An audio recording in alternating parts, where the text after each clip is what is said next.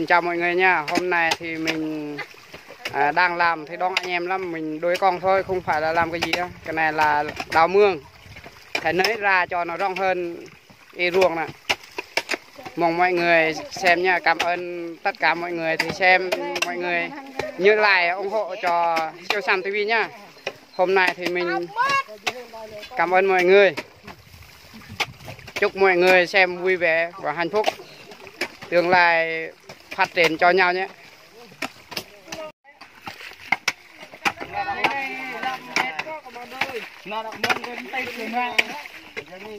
Đây, đội con của mình là thật là nhiều.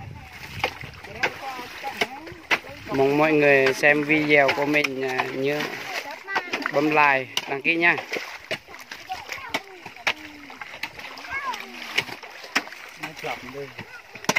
Đó, rất đông người.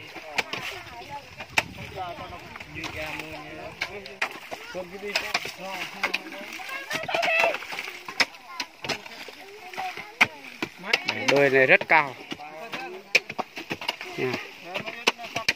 Lấy năng là họ từ luồng đây phá ngạn nó.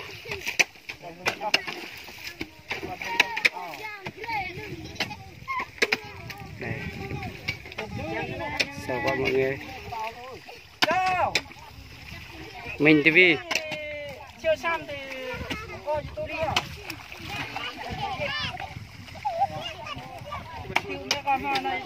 Cái này là ông già nhất trong đứa con của mình.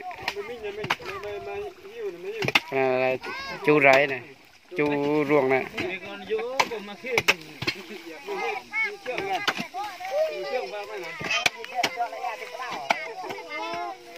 Cái này cánh đồng lúa đã rất đẹp mọi người ơi. Đó.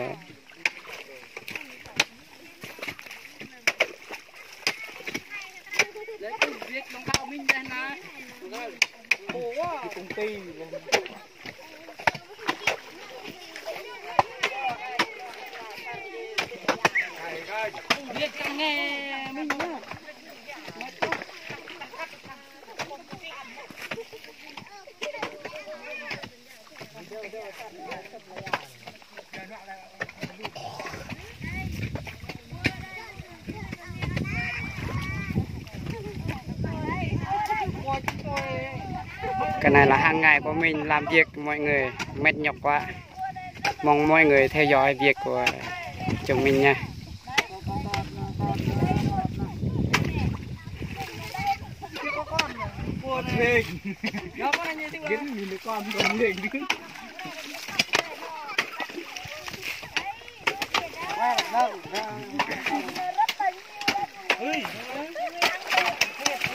Đó, người ta đang bắt cua đó.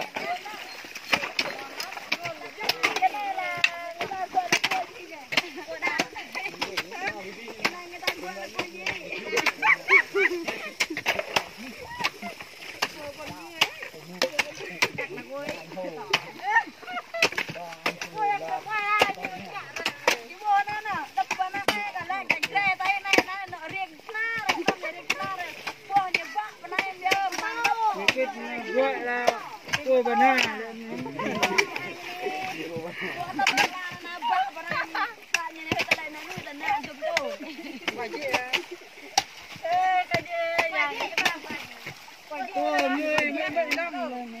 Đập vào cô na nè.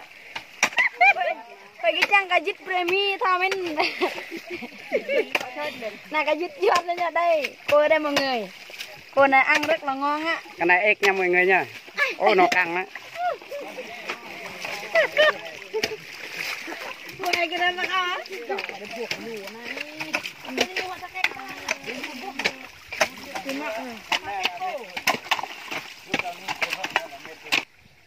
Đầy lúa nha mọi người nha.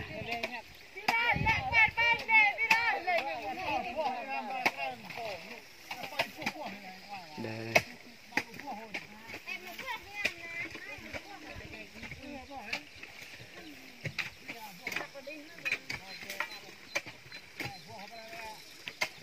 Thật là đẹp mọi người. Điêu luôn. Đẹp.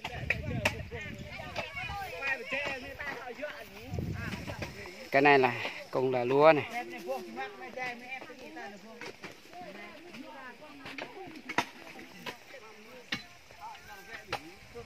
Đây bà Sa này đang lên này.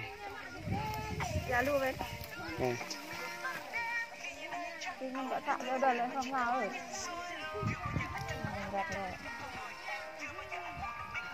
Cái này là đang vàng rồi, khoảng mấy ngày nữa.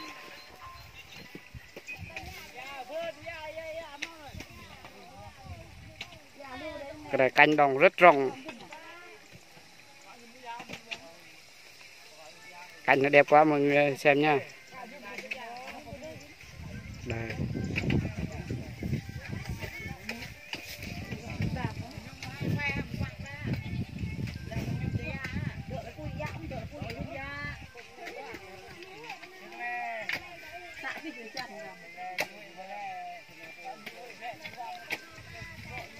Này cũng đâu đâu mà thôi nè.